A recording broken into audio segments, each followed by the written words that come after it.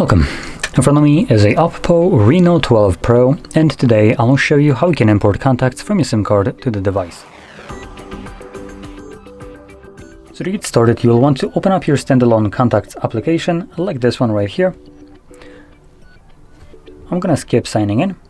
Next, we're gonna navigate to Fix and Manage, but before I do so, I'm gonna quickly mention that right now the phone is trying to display contacts from the device itself. You can see it right here with this icon of a phone. You can tap on this location and also choose to display contacts from your SIM card, and obviously if you have Google accounts signed in, they would show up right here as well.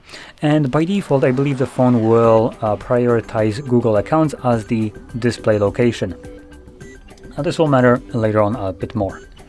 So we're gonna select Fix and Manage, and then Manage SIM, and this in turn will display all the contacts that are located on your SIM card. Now by default they should all be selected, as long as none of these contacts that are already present on your import location.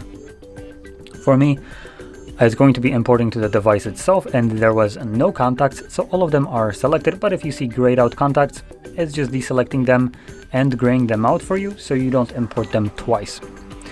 Now additionally, there would be a drop-down menu between the Manage SIM and my first contact, which would allow me to choose where I will import my contacts to. Now for me, there is only one option, which is the phone itself, so it doesn't give me any kind of drop-down menu, and therefore, well, there's no choice basically. I only have this one area. But if you have Google accounts, as an example, it would allow you to choose from the Google accounts or the device itself. Now, from here, all you need to do is just select Import. It will ask you the stupidest question if you want to keep or delete the contacts that are stored on your SIM card. I recommend keeping them, as they don't ever get in your way, and they're gonna be there as a backup in terms of emergencies.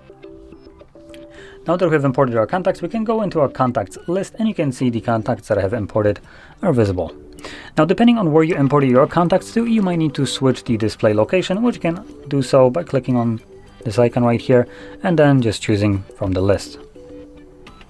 Now with that being said, if you found this video helpful, don't forget to hit like, subscribe, and thanks for watching.